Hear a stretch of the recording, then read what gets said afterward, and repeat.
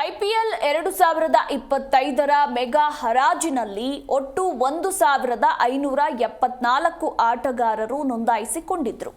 ಈ ಪೈಕಿ 574 ಆಟಗಾರರನ್ನ ಹರಾಜಿನಲ್ಲಿ ಆಯ್ಕೆ ಮಾಡಲಾಗಿದ್ದು, ನಂತರ 3 ಆಟಗಾರರನ್ನ ಆಯ್ಕೆ ಮಾಡಲಾಗಿದೆ. ಈ ಮೂಲಕ ಮೆಗಾ ಹರಾಜಿಗೆ 577 ಆಟಗಾರರ ಹೆಸರನ್ನ ಅಂತಿಮಗೊಳಿಸಲಾಗಿದೆ. ಇನ್ನು ಹರಾಜು ಪಟ್ಟಿಯಲ್ಲಿ 12 ಮಂದಿ ಆಟಗಾರರು ಭಾರತದ ನೆರೆಯ ಬಾಂಗ್ಲಾದೇಶದವರು ಆಗಿದ್ದರು. ಆದರೆ ಈ ಬಾರಿ ಯಾವುದೇ ಬಾಂಗ್ಲಾದೇಶದ ಕ್ರಿಕೆಟಿಗರು ಹರಾಜಿನಲ್ಲಿ ಮಾರಾಟವಾಗಲಿಲ್ಲ.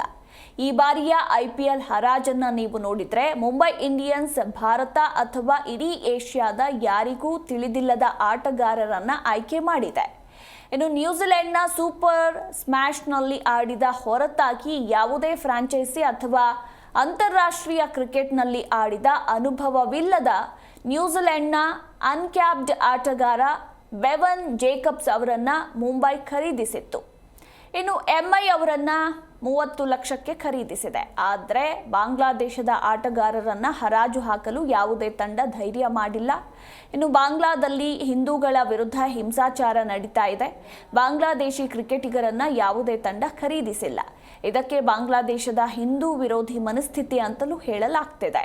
ಭಯೋತ್ಪಾದನೆಯನ್ನ ಬೆಂಬಲಿಸುತ್ತದೆ ಅನ್ನೋ ಕಾರಣದಿಂದಲೇ ಪಾಕಿಸ್ತಾನದ ಯಾವೊಬ್ಬ ಆಟಗಾರನಿಗೂ ಐಪಿಎಲ್ನಲ್ಲಿ ಆಡುವ ಅವಕಾಶ ಸಿಕ್ಕಿಲ್ಲ.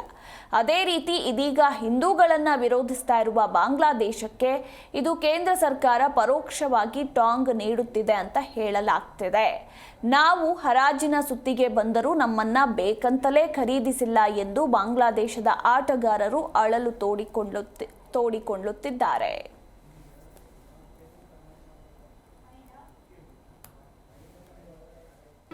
ಜಿ ಕನ್ನಡ ನ್ಯೂಸ್ ಈಗ ನಿಮ್ಮ ಮನೆಯಲ್ಲೇ ನೋಡಿ. ಎಲ್ಲ ಕೇಬಲ್ಗಳಲ್ಲಿ ಈಗ ಲಭ್ಯ.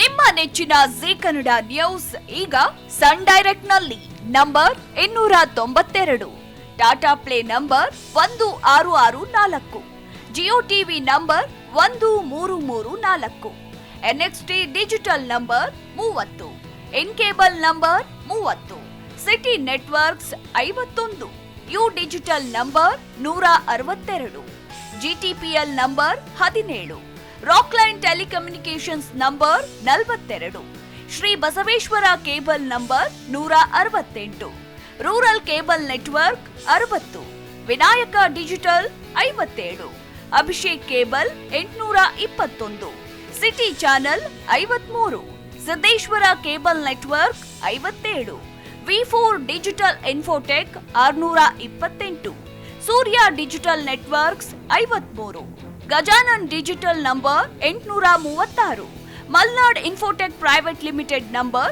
56, metrocast number 830, victory digital number 167ರಲ್ಲಿ ನೋಡಿ ಆನಂದಿಸಿ.